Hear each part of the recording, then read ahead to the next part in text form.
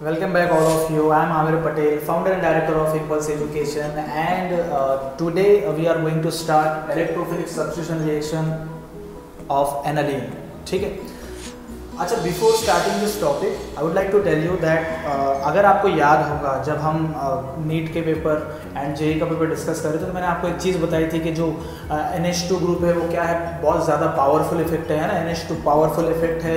Ortho para पे क्या करेंगे, इलेक्ट्रॉन डेंसिटी को बहुत ज़्यादा बढ़ाएंगे. तो हम लोग क्या करते, कोई भी उसका ब्रोमिनेशन करो या नाइट्रेशन करो तो अनएक्सपेक्टेड प्रोडक्ट ज़्यादा मिलते हैं. ठीक है, तो वो मैंने डिटेल में आपको बताया था. नीट में एक क्वेश्चन भी आया था नाइट्रेशन ऑफ एनिलीन पे, अगर आपको याद होगा मैंने बताया था मेटा प्रोडक्ट मतलब क्यों ज़्यादा मिलता है, क्या रीजंस थे उसके. तो खैर सेम टू सेम चीज़ मैं आज आप लोगों को एक्सप्लेन करने वाला हूँ, चाहे वो जेई से रिलेटेड बच्चा हो या नीट से हो या 12th बोर्ड का बच्चा हो, CBSE और स्टेट. पूरा ये टॉपिक आज आप लोगों के दिमाग में घुसा लो, दिमाग में रख लो, क्योंकि ये टॉपिक पे हर साल कुछ ना कुछ एक घुमा फिरा के क्वेश्चन आता ही है. अच्छा, अगर स्ट्रेट क्वेश्चन नहीं आया तो कहीं ना कहीं मिक्सिंग टाइप में ये क्वेश्चन दे देगा. तो ये टॉपिक को हमको बहुत अच्छे से समझना है, इसको एक्सप्लेन करने में बहुत ज़्यादा मज़ा आता है. तो हम शुरू करते हैं इस टॉपिक को. देखो, सबसे पहले क्या एक चीज़ याद रखो, ये जो NH2 ग्रुप है ना, NH2 क्या है, ये एक पावरफुल एक एक्टिवेटिंग ग्रुप है. एक्टिवेटिंग ग्रुप, इसका प्लस है, मीजोमेरिक भी ज्यादा है, प्लस आई भी ज्यादा है. ठीक है ना, रेजोनेंस में भी इन्वॉल्वमेंट देता, तो बहुत पावरफुल एक्टिवेटिंग ग्रुप है. अब एक्टिवेटिंग के कारण क्या होता कि ये क्या करता है, रेट ऑफ रिएक्शन बढ़ा देता है. रिएक्शन रेट ऑफ रिएक्शन क्या करता है, बढ़ा देता है. रेट ऑफ रिएक्शन मतलब क्या, फॉर एग्जांपल अगर आप एरोमेटिक अमाइंस ले रहे हैं या एनिलीन ले रहे हो और एनिलीन का अगर आप ब्रोमिनेशन कर रहे हो, है ना, तो मैंने आपको बताया था कि ड्राइवर कौन सा बैठा हुआ है. अगर बेंजीन पे अगर प्लस आई इफेक्ट ड्राइवर बैठा हुआ है तो वो उसको ऑर्थो पैरा पे लेके आएगा. अपकमिंग इलेक्ट्रोफाइल को, है ना, इलेक्ट्रोफिलिक सबस्टिट्यूशन रिएक्शन पढ़ रहे हैं हम लोग. अगर बेंजीन रिंग पे प्लस आई इफेक्ट बैठा हुआ है तो वो ग्रुप को कहाँ लेके आएगा, ऑर्थो एंड पैरा पे. अगर कोई माइनस आई इफेक्ट ग्रुप बैठा हुआ है तो वो उसको लेके आएगा मेटा पोजीशन पे. ठीक है, तो plus I effect groups are ortho para directing and minus I effect groups are meta directing. Halogens are exception. Halogens खुद इंडक्टिव इफेक्ट दिखाते हैं लेकिन ऑर्थो पैरा है बिकॉज ऑफ मीजोमेरिक इफेक्ट. ठीक है, उसमें होता है. तो बहरहाल हमको ये चीज़ समझने की ज़रूरत है कि एनिलीन के केस में कब रेट ऑफ रिएक्शन बढ़ जाती और कब उसको कंट्रोल किया जाता. ठीक, तो पावरफुल एक्टिवेटिंग ग्रुप है, ऑर्थो पैरा डायरेक्टिंग होगा. कोई भी अपकमिंग जो ग्रुप आएगा, है ना, इलेक्ट्रोफाइल आएगा तो उसको ऑर्थो पैरा ऑर्थो तीनों पे सब्स्टिट्यूट कर देगा because plus I effect powerful है, हर जगह इलेक्ट्रॉन डेंसिटी को बढ़ा देगा. ठीक है, तो अब क्या हो गया कि ये देखा जाए तो ये मोनो स्टेज पे रिएक्शन को नहीं रोक सकते. ये इसका एक ड्रॉबैक है. अगर आप सपोज ब्रोमिनेशन कर रहे हो तो ब्रोमिनेशन इस रिएक्शन से इलेक्ट्रोफिलिक सबस्टिट्यूशन रिएक्शन, एनिलीन का ब्रोमिनेशन अगर आप करोगे, मैं एक एग्जांपल के तौर पे बताता हूँ. अगर आप एनिलीन लेंगे, है ना, हमको पता है कि ये इफेक्ट कौन सा है, प्लस एम है, प्लस आई भी है, दोनों इफेक्ट है इसका. ठीक है, plus M is greater than minus है. अगर आपको याद होगा मैंने आपको सिखाया था plus M is greater than minus है, तो एकदम मीजोमेरिक इफेक्ट क्या है, स्ट्रांग है. तो इलेक्ट्रॉन जब बेंजीन रिंग पे ये डोनेट करेगा, रेजोनेंस करेगा, तो ऑर्थो पे, पैरा पे और ऑर्थो पे तीनों पे इलेक्ट्रॉन डेंसिटी बहुत ज्यादा हो जाती है. तो अगर आप इसका ब्रोमिनेशन करो, है ना, bromination in presence of bromine water, है ना, in presence of bromine water, तो क्या होता है, जो प्रोडक्ट इसका बनेगा, मैंने आपको बताया था कि ऑर्थो पैरा दो प्रोडक्ट आते हैं ना, ऑर्थो प्लस फिर पैरा वाला. लेकिन ये केस में क्या हो जाता कि ऑर्थो पे फिर पैरा पे फिर ऑर्थो पे ट्राई सब्स्टिट्यूटेड प्रोडक्ट आ जाता है.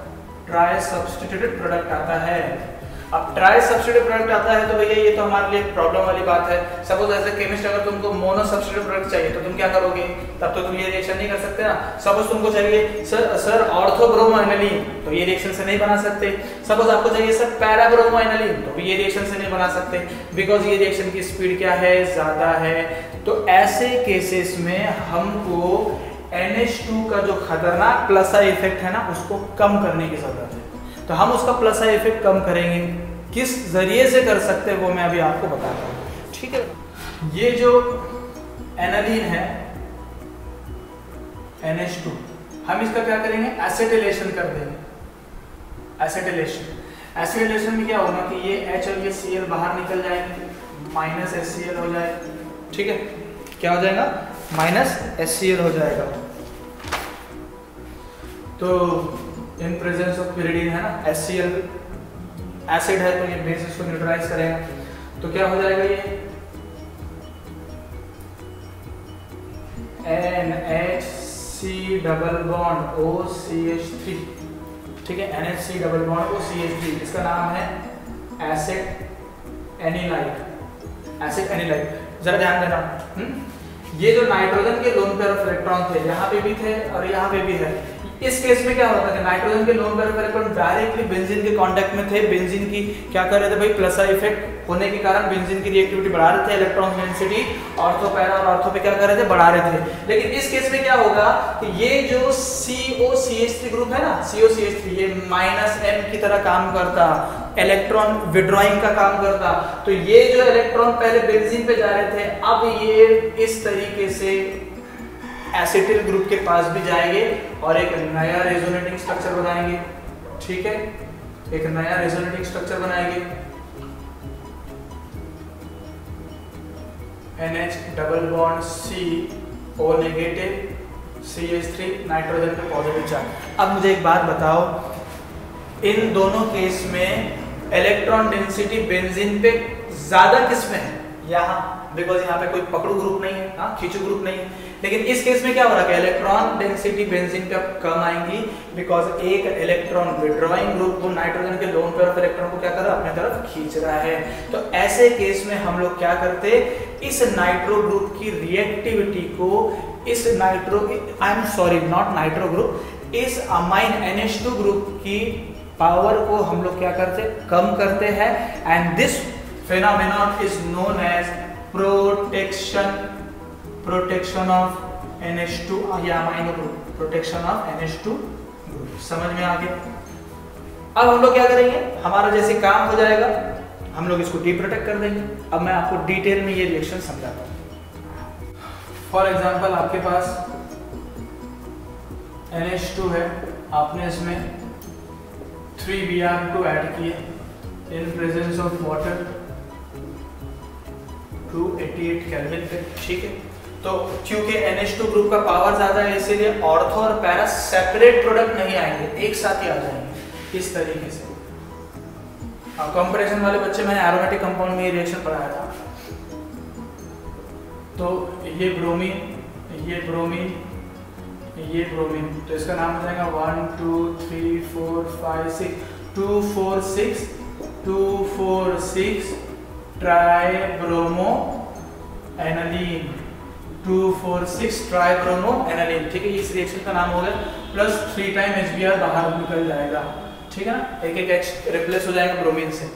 लेकिन जरा देखो इस रिएक्शन की रिएक्टिविटी बहुत फास्ट है, तो हमको कम करने की जरूरत है, और हमें ये प्रोडक्ट नहीं चाहिए, हमको ऑर्थो और पैरा सेपरेट प्रोडक्ट चाहिए। तो अब हम क्या करेंगे कि इस NH2 ग्रुप को क्या करेंगे, प्रोटेक्ट करेंगे। तो जरा देखो इस NH2 ग्रुप को हम लोग क्या करेंगे, ClC डबल बॉन्ड OCH3, ठीक है ना, इन प्रेजेंस ऑफ Py। तो एक H यहाँ का, ये Cl माइनस क्या हो जाएगा, HCl, ठीक है। तो क्या होने वाला है, ये NHC double bond OCH3 acid anilide बन गया आपका, एसिड एनिलाइड बन गया ना। अब एसिड एनिलाइड का बन गया, इसका मतलब NH2 की जो पहले ज्यादा पावर था वो कम हो गया। अब हम इसका क्या करेंगे, ब्रोमिनेशन करेंगे। क्या करेंगे, ब्रोमिनेशन करेंगे, ठीक है। हम लोग इसका क्या करेंगे, ब्रोमिनेशन। अब मुझे एक बात बताओ, ब्रोमिनेशन करेंगे तो इसका पावर तो कम है, अब एक separated ortho and para product आएगा। तो ये आपका NHC double bond OCH3 bromine यहाँ पे आएगा, plus NHC double bond OCH3 bromine यहाँ पे आएगा, ठीक है ना। तो ये ऑर्थो ब्रोमो एसिड एनिलाइड, ये पैरा ब्रोमो एसिड एनिलाइड लिख लेना, ऑर्थो ब्रोमो एसिड एनिलाइड और ये पैरा ब्रोमो एसिड एनिलाइड। तो क्या हमारा separated ortho and para product आ चुका है, ठीक है। अब हम इसका क्या करेंगे, डी प्रोटेक्शन करेंगे। क्या करेंगे, D protection, H plus add करो, ठीक है, H प्लस H2 ऐड करेंगे, बॉन्ड ब्रेक, तो यहाँ पे क्या आ जाएगा, यहाँ पे H, यहाँ पे OH, यहाँ पे H, यहाँ पे OH, क्या बन जाएगा NH2 ब्रोमो, पोजीशन पे आ गया ऑर्थो पे, यहाँ पे भी NH2 और यहाँ पे पैरा पे आ गया, तो इसका नाम क्या हो गया ऑर्थो ब्रोमो एनालिन, इसका हो गया पैरा ब्रोमो एनालिन। तो protection and this process is called as deprotection, ठीक है ना। तो इस फेनोमेनन से हम लोग हमारा कॉरेस्पॉन्डिंग प्रोडक्ट लेके आ सकते हैं, तो ortho bromo aniline and para bromo aniline protection and D protection से, लेकिन हम लोग डायरेक्ट ब्रोमिनेशन ऑफ एनालिन से ऑर्थो एंड पैरा प्रोडक्ट नहीं ला सकते। अब इसमें से मेजर कौन सा होगा, ऑब्वियसली ये है आपका मेजर और स्टेबल, दूर दूर है, और ये आपका रहेगा माइनर और लेस स्टेबल। समझ में आ गई मेरी बात, पक्का, नोट इट डाउन, ठीक है। अब नेक्स्ट हम लोग शुरू करने वाले हैं नाइट्रेशन ऑफ एनालिन। अच्छा एक चीज समझो, ये एनालिन है और मैं इसका नाइट्रेशन कर रहा हूँ HNO3 इन प्रेजेंस, ये कॉन्सेंट्रेटेड HNO3 है in presence of concentrated H2SO4, है ना, हीट का साइन है, ये नाइट्रेटिंग मिक्सचर है आपका, आप एनालिन का आप नाइट्रेशन कर रहे हो, तो आपको यहाँ पे क्या होता है कि 3 प्रोडक्ट आएंगे, NH2 एक आएगा ऑर्थो पे NO2 ग्रुप, एक आएगा पैरा पे, और एक आएगा मेटा पे, और एक आएगा पैरा पे, ठीक है। ये मेटा, ये हो गया आपका ऑर्थो नाइट्रो एनालिन, ये para nitro aniline, I am sorry para नहीं मेटा, और ये पैरा नाइट्रो एनालिन, ठीक है। एक चीज याद रखो कि नाइट्रेशन एनालिन का डायरेक्ट करना बहुत मुश्किल है, पॉसिबल नहीं है, बिकॉज अगर आप डायरेक्ट नाइट्रेशन एनालिन का करते हो तो आपको लास्ट में एक ब्लैक कलर का प्रोडक्ट मिल जाता है कोल तार, ठीक है। हाउएवर कंट्रोल कंडीशन में नाइट्रेशन किया जाता है, लेकिन उसमें भी एक प्रॉब्लम ये हो जाती है कि सपोज ये आपका 2% मेजर प्रोडक्ट आता है, ये आपका 51% एक मेजर प्रोडक्ट आता है, और ये मेटा वाला अनएक्सपेक्टेड 47% प्रोडक्ट दे देता है। भैया NH2 ग्रुप तो ऑर्थो पैरा डायरेक्टिंग है, तो ये ऑर्थो और ये पैरा ही 2 ही प्रोडक्ट मिलना चाहिए, लेकिन इसमें मेटा प्रोडक्ट क्यों मिलता, ये एक क्वेश्चन नीट में पूछा था कि ये मेटा पोजीशन किस वजह से, किस रीजन से बनता है, तो वो मैं रीजन आपको बताता हूँ। सबसे पहले हम क्या करेंगे, एक प्रॉब्लम यहाँ पे क्या है कि मेटा प्रोडक्ट बन रहा है, हमको मेटा प्रोडक्ट नहीं बनाना है, तो हम लोग क्या करेंगे, प्रोटेक्शन एंड डी प्रोटेक्शन करेंगे। लेकिन अब हम देखेंगे कि इसका ये मेटा प्रोडक्ट क्यों बनता है। देखो एक चीज याद रखो, एक मैं नोट लिखा रहा हूँ आप लोगों को, इस पे 2 क्वेश्चन आए थे, दोनों क्वेश्चन एक्सप्लेन मैं आपको कर रहा हूँ। पहला क्वेश्चन तो ये था कि 47% मेटा प्रोडक्ट नाइट्रेशन में क्यों आता है, ठीक है, और दूसरा नाइट्रेशन ऑफ एनालिन करते हैं तो नाइट्रिक एसिड क्या बिहेव करता है, ये मैं दोनों एक्सप्लेनेशन करता हूँ। Always remember, nitric acid behave as base when it comes with sulfuric acid, in nitration of aniline, ठीक है ना। ये क्या रीजन है इसके पीछे, ये क्यों बिहेव करता है, मैं आपको बताता हूँ, ठीक है। काफी सारे बच्चे सोच रहे होंगे कि सर नाइट्रिक एसिड है वो बेस कैसे बिहेव करता, तो मैं इसको प्रूफ करता हूँ। फॉर एग्जांपल आपके पास HON double bond O, HNO3 हो गया, ये नाइट्रिक एसिड का स्ट्रक्चर हो गया, तो ये मैं डबल इधर लिखता हूँ डबल बॉन्ड O, ठीक है, डबल बॉन्ड O, ये हो गया आपका HNO3। दूसरा सल्फ्यूरिक एसिड H2SO4, ये H2SO4 हो गया, ठीक है। मुझे एक बात बताओ, दोनों में से स्ट्रॉन्ग एसिड कौन सा है, एसिड स्ट्रॉन्ग है, H2SO4 स्ट्रॉन्ग है as compare to nitric acid. अच्छा मुझे एक बात बताओ, स्ट्रॉन्ग एसिड क्या है, जो electron pair accept, what is the modern definition of acid, हाँ इलेक्ट्रॉन पेयर क्या है, acceptor, electron pair acceptor. What is the modern definition of base, electron pair donor, ठीक है। अगर ये मॉडर्न डेफिनेशन के हिसाब से अगर मैं आपको पूछूं कि बताओ कौन सा एसिड फास्ट इलेक्ट्रॉन डोनेट करेगा, तो आप बोलोगे sir sulphuric acid, because sulphuric acid strong acid है, तो it can easily accept the electron as compare to nitric acid. Now एक चीज ध्यान देने की जरूरत है, ऑक्सीजन नाइट्रिक एसिड पे भी है, नाइट्रिक एसिड पे लोन पेयर ऑफ इलेक्ट्रॉन है ऑक्सीजन के पास, सल्फ्यूरिक एसिड के पास भी है, लेकिन कौन इलेक्ट्रॉन एक्सेप्ट करवाएगा, कौन करवाएगा, सल्फ्यूरिक एसिड या नाइट्रिक एसिड?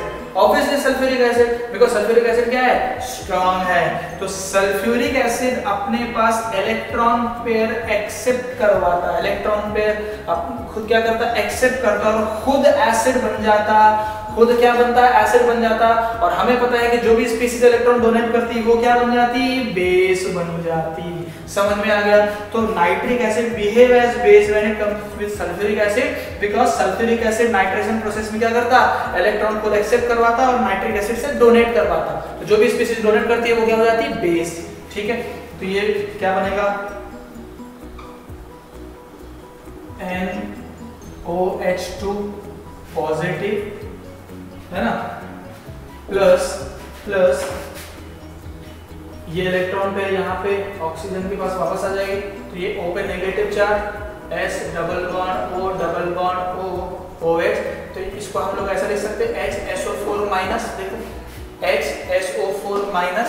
ठीक है, अब नेक्स्ट प्रोसेस में क्या होगा, माइनस H2 हो जाएगा, माइनस H2 तो क्या बचा, NO2, देखो क्या बचा, NO2, बचे ना, NO2।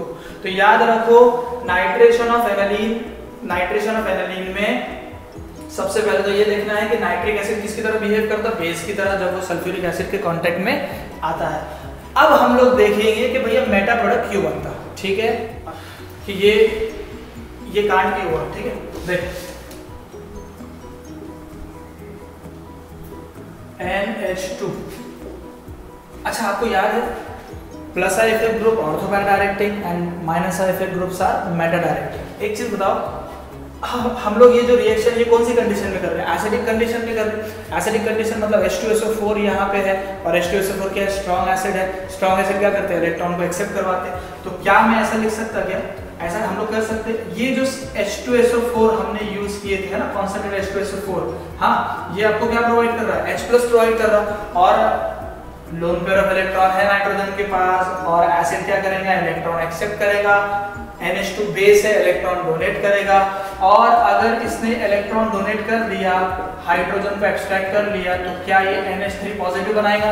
NH3 पॉजिटिव क्या है, एनिलीनियम आयन, क्या बोलते हैं इसको, एनिलीनियम आयन, जो कि कौन सा है, जो कि किसकी तरह बिहेव करता, माइनस आई इफेक्ट की तरह बिहेव करता, माइनस एम इफेक्ट की तरह बिहेव करता। समझ रहे? और हमको पता है कि माइनस आई इफेक्ट कौन से डायरेक्टिंग होते, मेटा डायरेक्टिंग होते, और कोई भी स्पीशीज अगर मेटा डायरेक्टिंग होंगे तो ऑब्वियसली वो मेटा पे सब्स्टिट्यूशन लेके आएंगे, इसीलिए यहाँ पे मेटा प्रोडक्ट ज्यादा बन गया, because formation of anilinium ion. समझ में आ गई मेरी बात? पक्का एग्जाम में क्वेश्चन था, why meta product is predominant over ortho and para, why meta product is unexpectedly high. तो क्या रीजन है, due to formation of anilinium ion, because the reaction proceed in acidic medium, H+ accept the electron pair from the NH2 group and form the analinium ion. This process, due to this process, meta product is unexpectedly high. समझ में आ गया? अब fast बोल रहा हूं मैं, I know, लेकिन करो आप थोड़ा एडजस्ट। अच्छा एक चीज देखो, सपोज मुझे ये नहीं चाहिए, तो मैं क्या करूंगा, तो मैं एनालिनियम आयन को बनने ही नहीं दूंगा, है ना। एनालिनियम आयन बनेगा नहीं तो मेटा प्रोडक्ट भी नहीं बनेगा, एनालिनियम आयन बनेगा तो मेटा प्रोडक्ट बनेगा। तो हम एनालिनियम आयन को नहीं बनाएंगे, कैसे नहीं बनाएंगे, by the help of protection. देखो किस तरीके से, ये आपका NH2 है, हम इसका क्या करेंगे, एसिटिलेशन करेंगे, ठीक है ना, माइनस HCl pyridine। हमको पता है कि एसिटिलेशन हम लोग एसिटिक एनहाइड्राइड से भी कर सकते हैं, तो ये H और ये Cl माइनस HCl हो जाएगा, तो क्या बनेगा, NHC डबल बॉन्ड OCH3, है ना, एसिड एनिलाइड बन गया, एसिड एनिलाइड बन गया आपका। अब ये एसिड एनालाइट बन गया, तो अब मुझे बताओ कि अब ये एसिडिक कंडीशन है H+, तो क्या यहाँ के लोन पेयर ऑफ इलेक्ट्रॉन वो एसिड के H+ पे अटैक करेंगे क्या ऐसा जैसे कि ये थे? नहीं करेंगे। क्यों? क्योंकि यहाँ पे माइनस सल्फेट ग्रुप है, अब ये प्रोटेक्ट हो गया, इसके इलेक्ट्रॉन अब बाहर नहीं जाएंगे, रेजोनेंस में बिजी रहेंगे। हम इसका क्या करेंगे अब फिर नाइट्रेशन करेंगे, ठीक है, नाइट्रेशन करेंगे तो कितने प्रोडक्ट बनेंगे जल्दी बताओ, कितने प्रोडक्ट बनेंगे आपके? 2 प्रोडक्ट बनेंगे, 2 प्रोडक्ट, एक आएगा ऑर्थो पे, है ना, और एक आएगा पैरा पे, एक आएगा पैरा पे, ठीक है। अभी ऑर्थो पैरा पे आ गए प्रोडक्ट। अब हम वापस से इसका क्या करेंगे? डी प्रोटेक्शन करेंगे, HOH डाल के डी प्रोटेक्शन करेंगे तो ये CO से निकल जाएगा, CO से निकल जाएगा और आपका करेस्पॉन्डिंग और ऑर्थो और पैरा प्रोडक्ट भी मिल जाएगा। समझ में आ गई मेरी बात? पक्का? अच्छे से नोट करो थोड़ा, मैंने ये यहाँ पे खिचड़ी बनाई है लेकिन आप लोग थोड़ा अच्छे से नोट करो बिकॉज मुझे पता है आप लोग कर लोगे। Note down. नेक्स्ट हम लोग देखेंगे सल्फोनेशन। अब सल्फोनेशन में भी अगर आप मतलब एनालीन का अगर आप सल्फोनेशन कर रहे हो तो इसका क्या एक एडवांटेज है या ड्रॉबैक है या क्या है, ये भी हम लोग देख लेंगे। देखो क्या होता, सल्फोनेशन मतलब SO3 ग्रुप आप ऐड करोगे, है ना, SO3H ग्रुप ऐड करोगे, ये आपका एनालीन है। एनालीन में आप लोग क्या करते हैं? कॉन्सेंट्रेटेड H2SO4 ऐड करेंगे, कॉन्सेंट्रेटेड H2SO4 ऐड करेंगे क्योंकि लोन पेयर ऑफ इलेक्ट्रॉन है तो ये क्या करता है? एक्सेप्ट करेगा, मतलब ये डोनेट करेगा, ये एक्सेप्ट करेगा और ये क्या बनाएगा? एक सॉल्ट बनाएगा। पहले क्या बनाएगा? Salt, NH3 positive SO3H negative, क्या बना? सॉल्ट बनाएगा, सॉल्ट, ठीक है। अब वापस से इसमें हम लोग ऐड करते हैं कॉन्सेंट्रेटेड सल्फ्यूरिक एसिड, है ना, 473 केल्विन पे। तो ये क्या करेगा? इसको ऑब्वियसली ऑर्थो और पैरा में से मेजर कौन सा होगा? पैरा वाला। तो पैरा वाला मेजर होगा तो यहाँ पे NH2 और यहाँ पे SO3H। अगर ये स्टेप को आप थोड़ा अगर इग्नोर करें तो मैंने आपको बताया था कि SO3H आता है, SO3H सल्फोनेशन में SO3H ग्रुप लगेगा तो ऑर्थो और पैरा पे ऑब्वियसली NH2 ग्रुप क्या है? ऑर्थो पैरा डायरेक्टिंग है। अगर हमको एक ही प्रोडक्ट बनाना है तो वो पैरा पे लेके आएगा, तो ये पैरा पे लेके आ जाएगा। अब एक चीज यहाँ पे नोट करो बेटा, इसका नाम लिखो सल्फानिलिक एसिड, सल्फानिलिक एसिड। एक चीज याद रखो, NH2 क्या है? बेस की तरह बिहेव करेगा। NH2 किसकी तरह? लोन पे इलेक्ट्रॉन डोनेट करता तो बेस की तरह बिहेव करेगा। SO3H एसिड है तो एसिड की तरह बिहेव करेगा, ठीक है ना। NH2 बेस, SO3H एसिड, ये अपना फिनोमेनन दिखाएंगे। ये इलेक्ट्रॉन डोनेट करेंगे मतलब बेस हो गया, इसने इलेक्ट्रॉन एक्सेप्ट किया ना, मतलब क्या हो गया? एसिड हो गया। अब एक नया स्ट्रक्चर बनेगा, क्या बनेगा? NH3 पॉजिटिव और SO3 नेगेटिव, ठीक है ना। मुझे एक बात बताओ, SO3 नेगेटिव मतलब अब ये इलेक्ट्रॉन डोनेट करेगा और ये पॉजिटिव मतलब इलेक्ट्रॉन एक्सेप्ट करेगा, ठीक है। जो इलेक्ट्रॉन एक्सेप्ट करता अब वो क्या हो जाता? एसिड, और जो इलेक्ट्रॉन डोनेट करता वो क्या हो जाता? Base. And the formation of this molecule, formation of this ion is called as zwitter ion. क्या कहते हैं? ज्विटर आयन, जो कि डायपोलर आयन रहता और जो कि क्या रहता? न्यूट्रल रहता। समझ में आ गई मेरी बात? तो ज्विटर आयन फॉर्म किस में होता? Sulphonation of aniline. पक्का? Note it down. नेक्स्ट है बेटा फ्रेडल-क्राफ्ट रिएक्शन। तो ये मैंने पहले भी आपको बताया था कि जो एनालीन है वो फ्रेडल-क्राफ्ट रिएक्शन नहीं देता। फ्रेडल-क्राफ्ट रिएक्शन में हम लोग कैटलिस्ट यूज करते हैं जिसका नाम है AlCl3। AlCl3 लुईस एसिड है ना, क्या है ये? लुईस एसिड है जो कि इलेक्ट्रॉन को एक्सेप्ट करता। तो भैया वो अल्काइल हैलाइड जो यूज करते हैं हम लोग एसिडेशन में और एसिडिलेशन में कुछ क्या यूज करते थे एसिडिलेशन में? या तो एसिडिक एनहाइड्राइड और एसिटिल क्लोराइड। तो यहाँ पे लुईस एसिड क्या करता है? ये अमोनिया जो NH2 ग्रुप है ना उसके इलेक्ट्रॉन पे को खुद एक्सेप्ट कर लेता है, जिसकी वजह से वो क्या बनाता?